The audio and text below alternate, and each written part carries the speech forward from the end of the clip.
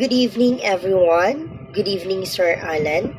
Tonight, my topic to discuss is all about the difference between transgender and transsexual. Please watch the video. Welcome to Transgender Science class.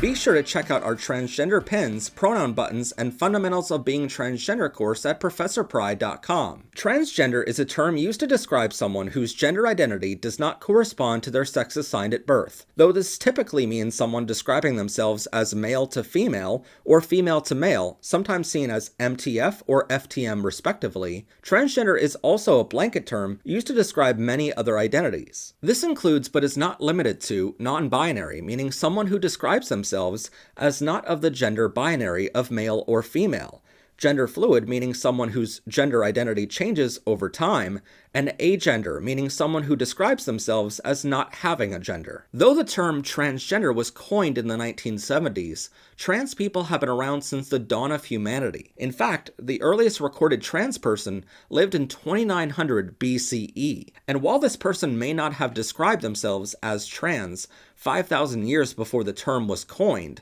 they were buried according to their gender identity, not their sex assigned at birth. This means the people in 2900 BCE respected a person's gender identity even after death. Some other important terms to know for this science class include perceived gender, which describes the gender other people may perceive you as when they first meet you. Actual gender, meaning the gender you feel you are internally. Gender dysphoria, which describes a person's distress when their perceived gender doesn't match their actual gender. And gender euphoria, meaning their happiness when their perceived gender matches their actual gender. So how does being transgender work? A person's gender identity is determined long before they are born. We know that a person's sex is determined by their father's sperm cell when it meets their mother's egg in the womb. But that's when scientists have discovered the brain and the body of the fetus can go in two different directions on gender. Your gender is determined by your brain, not your genitalia. After a child is born, most times they begin to experience their actual gender identity between the ages of 3 to 8 years old, though it could begin much later in life. This goes for all children, not just trans kids. But for trans kids, this comes in many forms, from feeling like the genitalia they were assigned at birth doesn't feel right, feeling like they want to wear different clothing, or feeling like their name or pronouns people address them by are hurtful to hear. Once a child shows signs of this gender dysphoria and feels like they might be transgender, there are two types of transitions available for them. Children under the age of 8 years old in the United States and many other countries are limited to social transition only. Social transition includes coming out of the closet to yourself in the mirror, your friends, family members, and others. There is no rush to coming out, as sometimes it's not safe in your family or area to do so. But in coming out, you might ask people to use pronouns or a chosen name to affirm your gender. You might start wearing clothing and getting haircuts to match your gender identity. These are all forms of social transition, and they are all completely reversible with no side effects and zero harm done to the child. This social transition period also plays a key role in allowing the child to understand their gender more before any other steps are taken. Some parents might worry a child is just going through a phase, but this social transition period allows the child to test how happy they are, walking around with different clothes or makeup and being addressed by a different name. Studies have found when family members, friends, teachers, and others respect this social transition, the child has less anxiety, depression, and less harmful effects overall. When puberty begins at the age of 8 to 10 years old, this is the first time any medical transition could even be considered. Typically, it is around this age when the family helps their child seek help from a certified psychiatrist working specifically in transgender therapy. After months of therapy, this psychiatrist, along with their family doctor, could both prescribe a puberty blocker drug. It should be noted that while puberty blockers are very basically a pause button on your puberty, which could be unpaused at any time, doctors warn patients and their guardians that these blockers may slow your physical growth, affect your height, and decrease your bone density, which may cause your bones to break more easily in the future. And doctors warn patients that the long-lasting effects of these drugs are still being tested to this day, just like any other drug on the market. Usually around the same age when puberty is taking effect, many trans children socially transition in other ways. These include trans men using binders to cover their breast, so they appear to have more of a masculine chest, and trans women use tight underwear, specially designed tape, or gaffs, to tuck their male genitalia to appear more female with tighter clothing. Sometimes when trans children are denied from using proper binders or underwear made to cover their chest or groin areas, they rebel and start using unsafe methods like ace bandages or other elastic materials which could cause lasting harm. In the United States and many other countries around the world, you cannot legally start the next step until the child turns 16 years old. You also need your parent or guardian's written permission, consent from your doctor, and consent from your licensed psych. What is the difference between transgender and transsexual?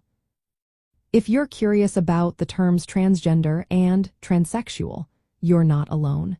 These terms are often used, but they have distinct meanings that are important to understand. Let's start with the basics.